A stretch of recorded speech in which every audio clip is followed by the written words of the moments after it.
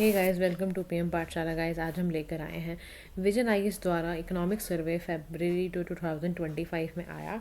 उसके बहुत सुंदर हाइलाइट्स आए हुए हैं, उनको हम रिवाइज कर लेते हैं and that is enough for your economic survey preparation. तो यूपीएससी प्रीलिम्स के पेपर के लिए लिहाज से भी इम्पॉर्टेंट है और स्टेट पीसीएस एग्जाम में भी आजकल बड़े आराम से पूछ ले रहे हैं, बताइए आपको, है ना। तो आज हम समझते हैं इकोनॉमिक सर्वे के कुछ चैप्टर्स को हम कवर करते हैं।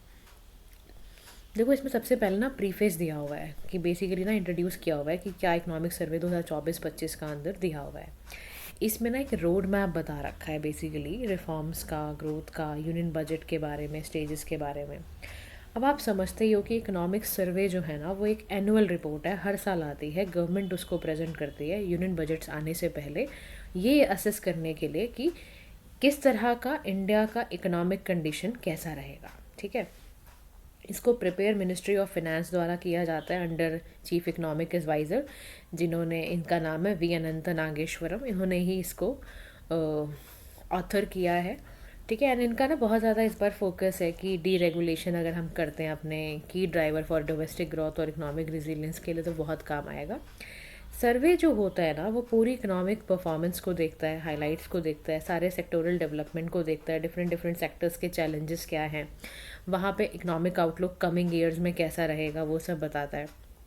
पहला इकोनॉमिक सर्वे जो था ना गाइस, वो आया था आपका 1950 से 51 में, जब हम रिपब्लिक हुए थे ना तभी हमने निकाला था as part of the budget. और बिकम अ पहले ना ये बजट का ही पार्ट होता था, जब 51 में आया था तो बजट के साथ ही आता था। ये सेपरेट डॉक्यूमेंट इकोनॉमिक सर्वे को 1964 में बनाया है। ठीक है, टेबल किया जाता था बजट से पहले ही। अब इस बार का कैसा है, मेजर इलेक्शंस इसमें बताए हुए हैं यहाँ पर कि global political and economic landscape के बारे में बात हो रही है, कि जैसे मेजर इलेक्शंस इन 2024 के बारे में बात हो रही है। कह रहे हैं कि इंडिया को ना री इलेक्ट करा गया है, it's incumbent government after a third term, है ना, जानते ही हो आप। तो इससे पॉलिटिकल स्टेबिलिटी क्योंकि है, और उसके बाद फिर अल्टीमेटली यूनाइटेड स्टेट्स और चेंज इन प्रेसिडेंसी, आपको भी पता है कि अभी डोनाल्ड ट्रंप वहाँ पर आए हैं, राइट। और उसके बाद फिर यहाँ पर ना with the ruling party under new leadership. फिर यहाँ पर आपका नेक्स्ट आता है इकोनॉमिक अनसर्टिनिटीज़ के बारे में। कह रहा है कि जो जर्मनी है ना, उसने 2 consecutive years of economic contraction झेला हुआ है। फ्रांस में भी इंस्टेबिलिटी है, यूके में भी शिफ्टेड और लेबर गवर्नमेंट एमिडिस फिजिकल प्रेशर बहुत पड़ रहा है। चीफ इकोनॉमिक जो चाइना का इकोनॉमिक स्लो डाउन है वो भी देखने को मिल रहा है। कह रहा देखो, आप ओवरऑल देखोगे ना तो सारी इकॉनमीज़ में कुछ ना कुछ गड़बड़ चल रही है। ठीक है, ग्लोबल इकोनॉमी में आप समझ लो जो आईएमएफ ही है ना, उन्होंने भी प्रोजेक्ट किया है कि 3.2% ग्लोबल ग्रोथ 2024 में रही थी, with manufacturing slowing down due to कि सप्लाई चेन में बहुत डिस्ट्रप्शन है, सर्विस अभी भी सर्विस सेक्टर रिमेन स्ट्रॉन्ग है, सब बातें उन्होंने बोली हैं।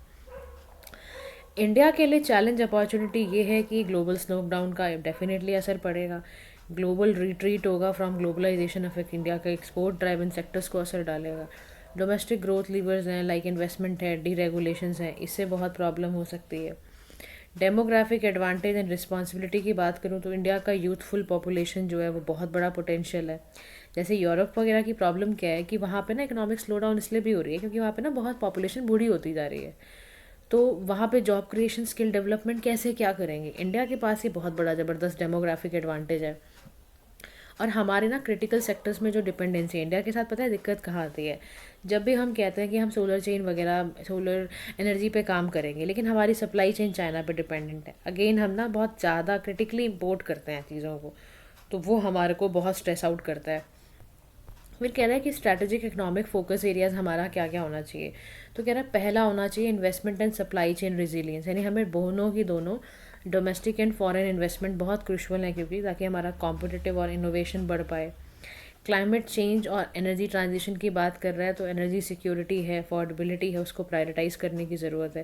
कह रहा है जो इलेक्ट्रिक मोबिलिटी है उससे इकोनॉमिक बेनिफिट होता है, साथ ही साथ वो चैलेंज इस मामले में पैदा कर देता है क्योंकि हाई इम्पोर्ट इंटेंसिटी बहुत ज़्यादा है। पब्लिक ट्रांसपोर्ट को और अच्छा करने के लिए बोल रहा है वो। एग्रीकल्चर को कह रहा है कि देखो, इसका रास्ता वही है कि ना आप ना बहुत सारी फसलें उगाया करो, क्रॉप को ना डाइवर्सिफाई करना आपके लिए बहुत ज़रूरी है। और ना वाटर की जो इंटेंसिव क्रॉप्स हैं उसको थोड़ा दूर करने की बहुत ज़्यादा ज़रूरत है। तो डीरेगुलेशन ना यहाँ पर बेसिकली बोल रहा है कि अगर आप ना डीरेगुलेशन करोगे तो ही ग्रोथ होगी आपकी। कह रहा है देखो इसके लिए ना आप क्या कर सकते हो, बिजनेस कॉस्ट को रिड्यूस करो, क्योंकि डीरेगुलेशन से ना अल्टीमेटली जो आपका कॉस्ट ऑफ डूइंग बिजनेस है वो रिड्यूस होगा, आपका एंटरप्रेन्योरशिप आगे बढ़ेगा। आप बात समझ रहे हो? बिज़नेस की कॉस्ट अगर कम हो जाएगी तो हर कोई सोचेगा ना चलो मैं अपना बिज़नेस खोल लेता हूँ, चलो मेरे पास ये आइडिया है, मैं अपना बिज़नेस पे काम कर सकता हूँ। बात समझ रहे हो? तो वो कर दो अब। दूसरा, कंप्लाइंसेस को ना बहुत ईज़ कर दो कि कंप्लाइंसेस बोझ ना लगें। रिस्क बेस्ड रेगुलेशंस को माइक्रो मैनेज करने की ज़रूरत है। और ना फिर moving from guilty until proven innocent, जब तक कि प्रूव ना हो जाए, इनोसेंट अंटिल प्रूवन गिल्टी वाला मामला मत रखो। जब तक गिल्टी नहीं है तब तक आप उसको इनोसेंट ही मानो। ये रेगुलेटरी प्रैक्टिसेस में करना पड़ेगा। दूसरा, इनोवेशन को ना जितना बढ़ा सकते हो, गवर्नमेंट को ना पूरी इंटरफेरेंस हटा देनी चाहिए पूरी तरह से। और ना ट्रस्ट रखो और प्राइवेट सेक्टर्स को बोलो कि आगे आएँ और इमर्ज हों और इनोवेशन को ज़्यादा से ज़्यादा करें। तो ये जो इस बार का सर्वे है ना, इसमें आप देखोगे कुछ बड़े इंपॉर्टेंट शब्द हैं जो ना आपको अपने मेंस आंसर राइटिंग में भी यूज़ करना है और इवन प्रीलिम्स में भी वो आ सकते हैं। इकोनॉमिक सर्वे 2024-25 में रोड मैप बोल रहा है कि इंडिया की जो इकोनॉमिक ग्रोथ है उसको ना डी रेगुलेशन करना होगा सबसे पहले, तो क्रिटिकल सेक्टर से सबसे पहले, और बैलेंस एनर्जी पे चलना पड़ेगा और अपने इनोवेशन वाला इन्वायरमेंट तो करना ही पड़ेगा, तभी से हो पाएगा। तो इसी से मामला बन पाएगा। ठीक है। उसके बाद आपका ना चैप्टर 1 ना शुरू होता है जो ना बात करेगा state of the economy getting back into fast lane. ठीक है। यहाँ पे ना ग्लोबल इकॉनमी को सबसे पहले टच करेगा कि 3.3% 2023 में रही थी। इस बार नेक्स्ट 5 ईयर्स में कह रहा है कि IMF की प्रोजेक्शन है 3.2% तक रहेगा ग्लोबल ग्रोथ रहा है। सॉरी, 2000 जो आपका 23-24 था ना, 2024 में ग्रोथ थी इतनी 3.2%, और आगे आगे बढ़ती चली जाएगी। नेक्स्ट 5 ईयर्स में कह रहा है कि ग्लोबल जो ग्रोथ है वो बढ़ती चली जाएगी। फिर यहाँ पे ना it has to be I think 2025 होना चाहिए। ठीक है, ध्यान रखना। उसके बाद ना यहाँ पर कह रहा है कि देखो जी, जो मैन्युफैक्चरिंग में आया वो स्लो डाउन हमें पता है, क्योंकि सप्लाई चेन का डिस्टर्बेंस था, बहुत ज़्यादा वीक एक्सटर्नल डिमांड थी। सर्विस सेक्टर ने अच्छा परफॉर्म किया क्योंकि वो बहुत ज़्यादा इकॉनमी को ग्रोथ दे रहा है। अगर ना हम ना ग्लोबल इकोनॉमिक सिनेरियो देखें, थोड़ा सा उसके बारे में भी चेक तो करना पड़ेगा हमें। ग्लोबल इकोनॉमिक सिनेरियो में आप जानते हो इन्फ्लेशनरी प्रेशर बहुत ज़्यादा है। उसका कारण है रशिया यूक्रेन की वॉर बहुत रही, इसराइल हमास के कॉन्फ्लिक्ट्स रहे, जिससे बहुत ट्रेड, एनर्जी सिक्योरिटी, इन्फ्लेशन सब पे बहुत असर पड़ा ना। तो इन्फ्लेशन का जो रेट था वो डाउनवर्ड स्टेडली पे गया है ना। सेंट्रल बैंक को भी इसमें बहुत अप्रोच करना पड़ा और कह रहा है एक ना सिचुएशन देखने को मिली डिसइन्फ्लेशन की। डिसइन्फ्लेशन का मतलब है जहाँ पे ना बहुत ज़्यादा स्लो है, मतलब सर्विसेज इन्फ्लेशन परसिस्टेंस जो है ना वो स्लो है। जो कोर गुड है ना इन्फ्लेशन, वो बहुत ज़्यादा नीचे गिर गई है। तो अब ना देखो, एक तो आपका होता है इन्फ्लेशन, एक होता है डिफ्लेशन, एक होता है डिसफ्लेशन, डिसइन्फ्लेशन। ये डिसइन्फ्लेशन का मतलब कुछ और है। डिसइन्फ्लेशन का मतलब है कि आपका रेट ऑफ इन्फ्लेशन डिक्रीज हुआ है, यानी आपके प्राइसेस और वेजेस जो हैं वो स्लो डाउन हुए हैं। यानी ग्राफ कुछ ऐसा जाएगा आपका।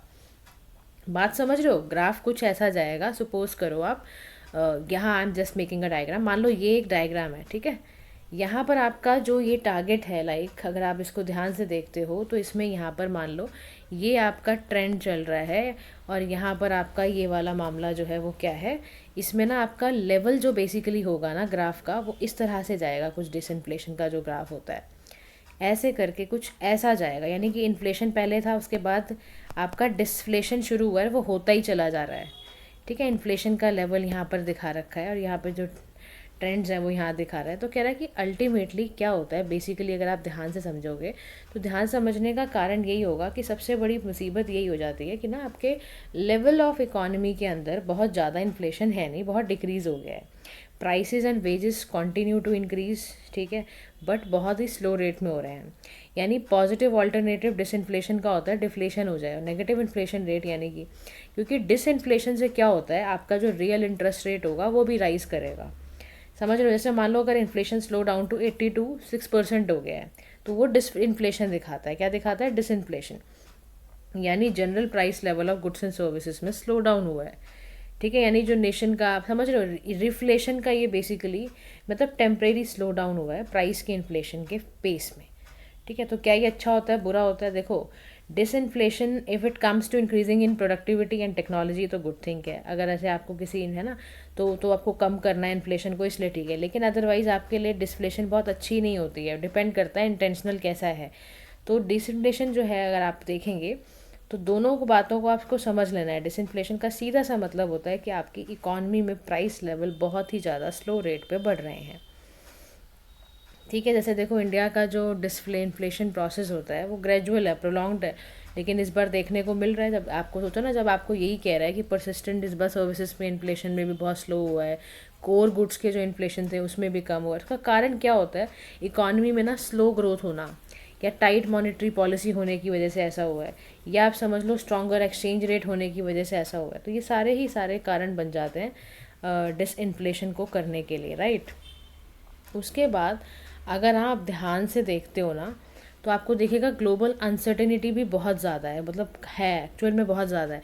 कह रहा देखो मिडिल ईस्ट में ना टेंशन है, वहाँ पर भी जो क्रिटिकल शिपिंग रूट्स हैं वो बहुत ज़्यादा प्रॉब्लमेटिक हो रहे हैं। कह रहा जो स्विच कैनाल का डिसरप्शन ही है ना, उसके डिसरप्शन के कारण ही, जो स्विच कैनाल डिसरप्शन हुआ उसके वजह से जो शिप्स हैं उनको रीरूट करा गया, वो केप ऑफ गुड होप से जा रही हैं, तो उसकी फ्रेट की कॉस्ट और डिलीवरी का टाइम बढ़ गया। अगेन अ टेंशन ना, तो ट्रेड कम होगा कि नहीं होगा। तो जियोपॉलिटिकली भी देखो ना इससे कितना असर पड़ा है, अनसर्टेनिटी इंडेक्स कितना ज़्यादा आपका बढ़ गया क्योंकि ग्लोबल कंसर्न्स हैं। फिर वर्ल्ड ट्रेड का भी आपने देखा कि इंक्रीज़ हुआ है, अनसर्टेनिटी इंडेक्स बढ़ गया। तो यहाँ पे ना पूरी वर्ल्ड की ना ग्रोथ दिखा रहे हैं, और यहाँ पे ना बड़ा सुंदर डायग्राम दिया हुआ है, इसमें बता रखा है कितनी स्टेडी आपकी ग्रोथ है क्रॉस ए कंट्रीज़, ठीक है। तो वर्ल्ड, उसके बाद advance economies, emerging market economy, सबका यहाँ पर एक ग्राफ देखिए इन्होंने समझाया हुआ है। इंडिया की ग्रोथ की बात करोगे तो जो इंडिया का जीडीपी एस्टिमेट करा गया वो करा गया कि 2025 वाले फाइनेंशियल ईयर में हमारा इकोनॉमी का जो जीडीपी रहेगा वो 6.4% रहेगा, ठीक है। पहली बार एडवांस करने को बोला है कि हम इतना तक लेकर आएंगे। और उसके बाद बोला है कि जो डिमांड साइड से प्राइवेट फाइनल कंजम्पशन एक्सपेंडिचर जो कांस्टेंट प्राइसेस पे होता है उसको बोला गया कि 7.3% तक रहेगा। सप्लाई साइड को बोला है कि वो 6.4% तक रहेगा। अलग अलग सेक्टर्स का बताया हुआ है। कह रहा देखो सेक्टर वाइज अगर मैं कैलकुलेट करूँ तो एग्रीकल्चर सेक्टर के अंदर, ये ध्यान से सुनना गाइज, एग्रीकल्चर सेक्टर में 3.8% की ग्रोथ बता रहा है कि 2025 में होगी। ऐसे ही इंडस्ट्रियल सेक्टर में 6.2% की ग्रोथ होगी। कह रहा है कि ना स्ट्रॉन्ग ग्रोथ रेट पता है आपको कहाँ पे मिलेंगे?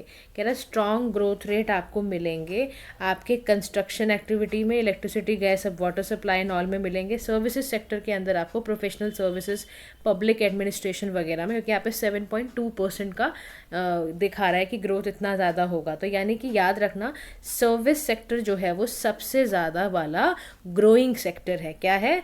ग्रोइंग सेक्टर है, क्योंकि ये 7.2% तक ग्रो करेगा, ठीक है। जिसमें आईटी, फिनेंस और हॉस्पिटैलिटी वाला मामला इसमें ज़्यादा से ज़्यादा दिखाया गया है।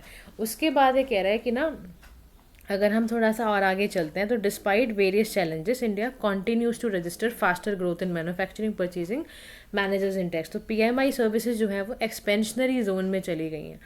इम्प्रूवमेंट सेल में भी हो गई है, एम्प्लॉयमेंट जनरेशन में भी हो गई है। और अगर ना हम बात करें इन्फ्लेशन की तो इसमें रिटेल हेडलाइन इन्फ्लेशन बहुत ज़्यादा है, कंज्यूमर प्राइस इंडेक्स बहुत ज़्यादा सॉफ्टन हुआ है। कैपेक्स की बात करें तो वो कॉन्टीन्यूसली इम्प्रूव हो रहा है।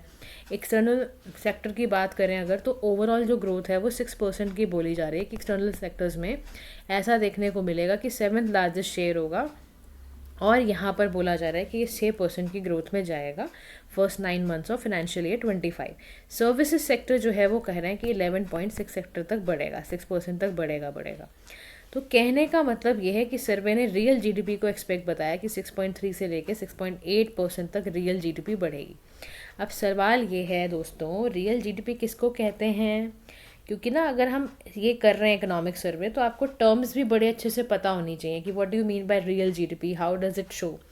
रियल जीडीपी का गाइस मतलब होता है, मैक्रो इकोनॉमिक मेजर है कंट्री का। यहाँ से रियल जीडीपी से पता चलता है आपको इकोनॉमिक आउटपुट का पता चलता है। रियल जीडीपी से क्या पता चलता है? इकोनॉमिक आउटपुट का पता चलता है। इसमें ना ये एक्चुअली की इंडिकेटर होता है आपके देश की इकोनॉमिक एक्टिविटी का। अगर किसी कंट्री का total output, goods and services growing और श्रिंकिंग, वो सारा कुछ पता रियल जीडीपी से ही चलता है, राइट। तो रियल जीडीपी बेसिकली आपके पूरी तरह से एक गुड इंडिकेटर होता है। अगर इसकी वैल्यू हायर होगी यानी आपकी ग्रोथ अच्छी है, और एक तरीके का पूरा ये बता देता है इसके अंदर, रियल जीडीपी के अंदर ही एडजस्ट इन्फ्लेशन को एडजस्ट करके आपका इकोनॉमिक आउटपुट भी कितना रहेगा, वो सारी बातों को रियल जीडीपी बता देता है। रियल जीडीपी का फॉर्मूला भी होता है एन अपॉन डी, यानी कि N means nominal GDP, D means GDP deflator बोलते हैं इसको। तो रियल जीडीपी से आपको पूरी पिक्चर जो होती है इकॉनमी की वो सारी की सारी पता चल जाती है। यहाँ तक बात पता चली। ओवरऑल कह रहा है कि इंडिया को इम्प्रूव करना चाहिए अपने ग्लोबल कॉम्पिटिटिवनेस में, बोल रहा है। करने के लिए ग्रास रूट लेवल पर बहुत ज़रूरत है कि स्ट्रक्चरल रेगुलेशन की जाए, तभी आपके डीरेगुलेशंस वगैरह होंगे तो ही आप आगे बढ़ पाओगे। ठीक है, यहाँ तक बात समझ में आ गई, समझ गए सारा पिक्चर क्या है। Move to the next chapter, जिसमें ना हम बात करेंगे monetary and financial sector development, cart and horse के बारे में डिस्कस करते हैं। ठीक है, यहाँ पर कह रहा है कि देखो जी, जो आपका मॉनेटरी एंड फिनेंशियल सेक्टर वाला मामला है उसमें ग्रॉस नॉन परफॉर्मिंग एसेट जो शेड्यूल कमर्शियल बैंक्स के हैं वो 12 साल से यानी 12 ईयर लो आया है। 2.6% ही खाली देखने को मिला है। नेट एमपीएस भी आपका कम है, यानी बैंक क्रेडिट बहुत ही ज़्यादा ग्रो हो रहे हैं स्टेडी रेट में।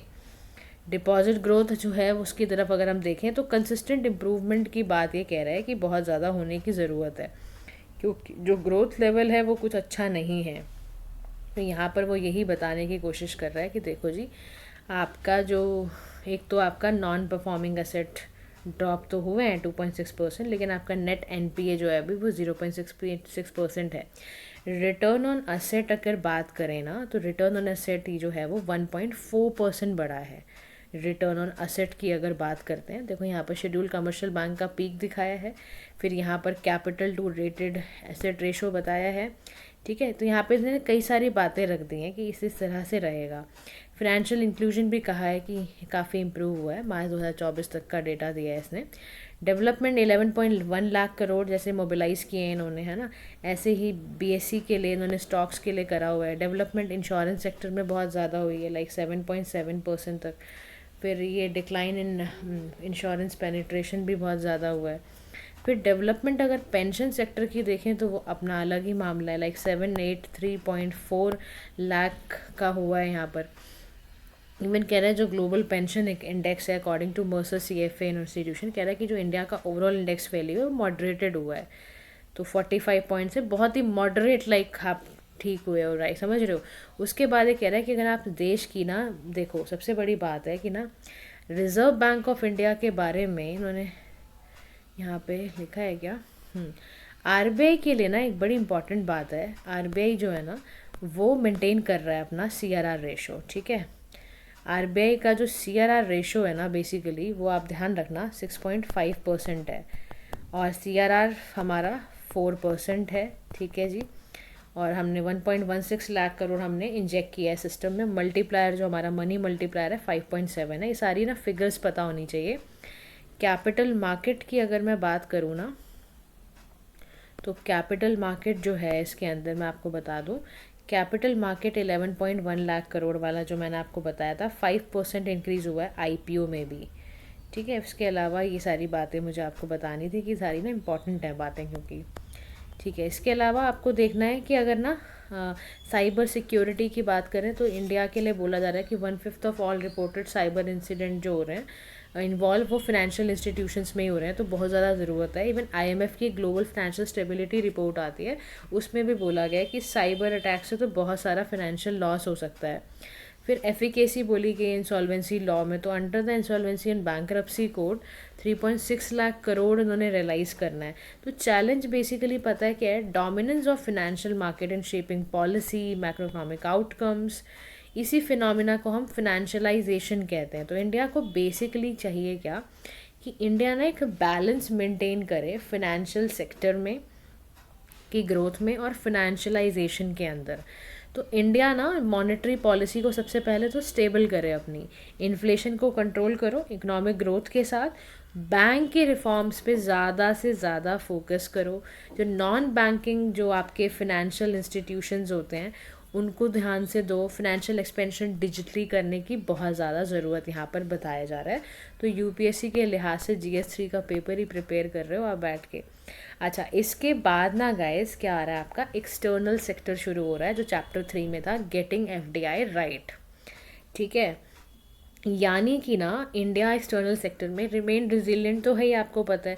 टोटल एक्सपोर्ट भी हमारा अगर आप बात करोगे तो मर्केंडाइज प्लस अगर सर्विसेज का देखें तो वो 6% की ग्रोथ से बढ़ रहा है आगे, ठीक है। तो यानी हमारा काफ़ी ज़्यादा हम देख रहे हैं कि 6% से ग्रोथ यहाँ पर कर रहा है।